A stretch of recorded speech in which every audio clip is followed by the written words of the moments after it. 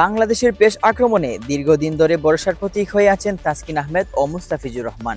শুধু খেলার মাঠেই নয়, মাঠের বাইরেও এই দুই তারকার আত্মনিবেদন, শ্রম আর পেশাদার মনোভাব তরুণদের জন্য উদাহরণ হয়ে দাঁড়িয়েছে। জাতীয় দলের ফিজিক্যাল ট্রেনার ইয়াকুব চৌধুরী ডালিম বলেছেন, এদের পেশাদারিত্ব কোনো নির্দিষ্ট পরিসংখ্যানে মাপা সম্ভব নয়, 100 ভাগ নয়, তার চেয়েও বেশি।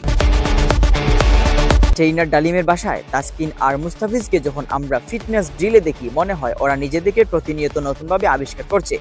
কেউ বলে ওরা ইনজুরি প্রমণ, কিন্তু আমি বলবো ওরাই সবচেয়ে বেশি সচেতন। এদের পরিশ্রম দেখে অনেক তরুণ খেলোয়াড় অনুপ্রাণিত হয়।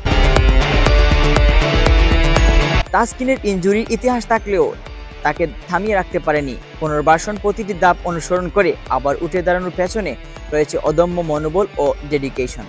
অন্যদিকে মুস্তাফিজের ক্যারিয়ারে চড়াই ইতরাই থাকলেও নিজের স্টাইল ঠিক রেখে উন্নতির দ্বারা বজায় রেখেছেন তিনি। ডালিম যোগ করেন, ক্রিকেট শুধু ট্যালেন্ট দিয়ে টিকা যায় না, ফিটনেস ও মানসিক দৃঢ়তাই পার্থক্য করে দেয়। মুস্তাফিজ তাসকিনের মতো পেশারদের কাছ থেকে তরুণদের শেখার অনেক কিছু আছে। তাদের এমন পেশাদার মানসিকতা দেখেই কোচিং স্টাফে আসা বাংলাদেশের পেস ইউনিট আরও ধারালো হয়ে উঠবে সামনে।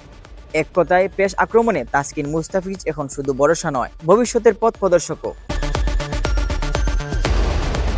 Mohammad Yahiya, CS news.